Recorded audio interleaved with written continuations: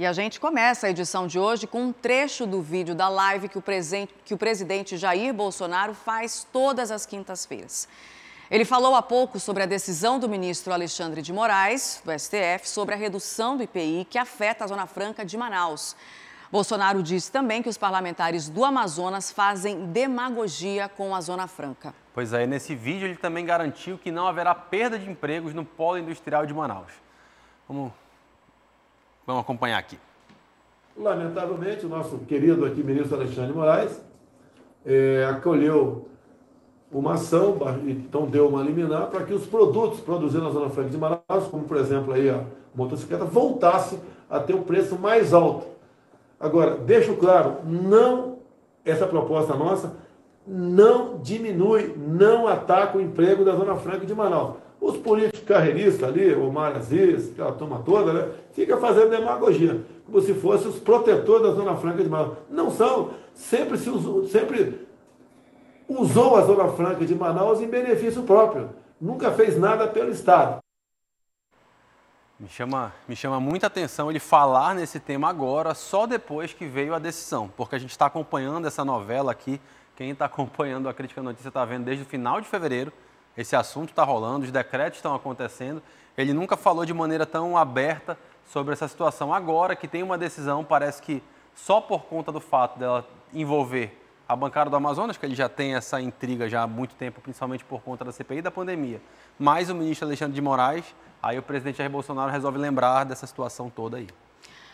Bom, nessa situação aqui específica do presidente Jair Bolsonaro, tudo bem que posso dizer, sou contra a redução aí do IPI. O decreto em si. Do decreto em si.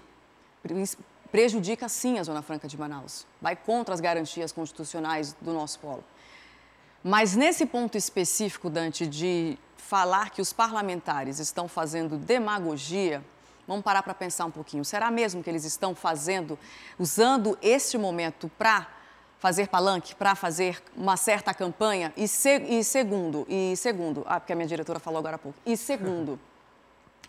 nós temos 2 ex-governadores na bancada do Amazonas lá no Congresso. E, de fato, o que foi feito nas últimas gestões, dos últimos governos desses parlamentares em específico, em prol da Zona Franca de Manaus, medidas mesmo efetivas. Porque assim, a gente fala de Zona Franca de Manaus, a gente fala dos incentivos, da necessidade, tudo isso é óbvio, é claro, somos todos a favor da Zona Franca de Manaus. Mas também passou muito do tempo de que os nossos governantes deveriam ter feito algo, buscado também outras alternativas econômicas para o nosso Estado. Porque a gente só percebe esse tipo de discurso, Dante, em ano de eleição, mas na prática a gente não vê nada saindo do papel de fato. Essa semana mesmo nós trouxemos aqui uma reportagem sobre uma discussão de algo que pode se tornar um novo viés econômico, uma nova alternativa econômica para o nosso Estado. Petróleo e gás, né? Exatamente. Então, sabe, a gente precisa também parar para pensar e olhar um pouco para o passado e verificar quais foram as outras alternativas que nos deram.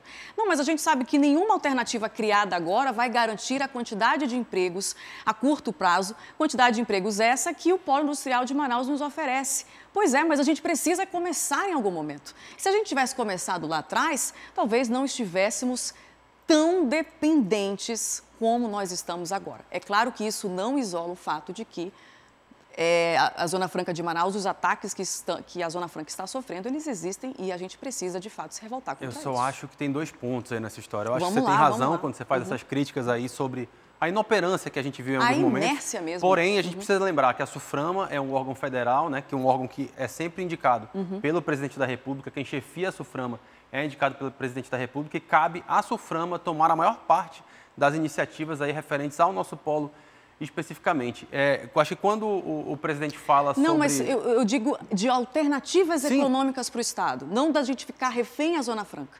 Não que o governador tenha que decidir algo pela Zona Franca. Não, mas de trazer alternativas para o seu povo. Foi nesse sentido que eu quis dizer. Nesse sentido a gente está... Por isso que eu até falei da questão da inoperância. Certo. Agora, quando o presidente fala em demagogia, político faz política. Sim, isso é... Absolutamente tudo que ele faz, de bom ou de ruim, o que ele considera bom, tem muita coisa, inclusive, que ele considera bom, que eu considero péssimo, mas, enfim, tudo que ele considera bom, ele vai fazer, vai usar isso em campanha. Então é natural que um político que tem um mandato, que vai disputar outro, vá usar aquilo que ele fez ou deixou de fazer na hora de disputar votos. Eu lembro de um fato muito específico.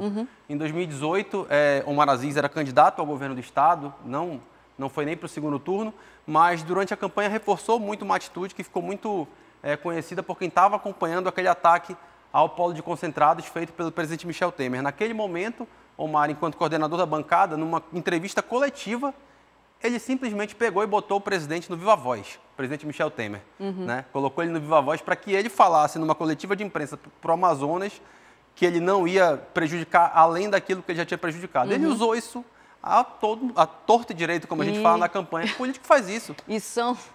E de uma maneira assim, né, até, não digo engraçada, mas irônica mesmo, são considerados os defensores da Zona Franca, mas realmente a gente precisa pontuar essa questão. Mas concordo em parte com o que você disse, Dante, você também concorda em parte com o que a gente fala e a gente segue. Firme e otimista, como diria Amaral Augusto.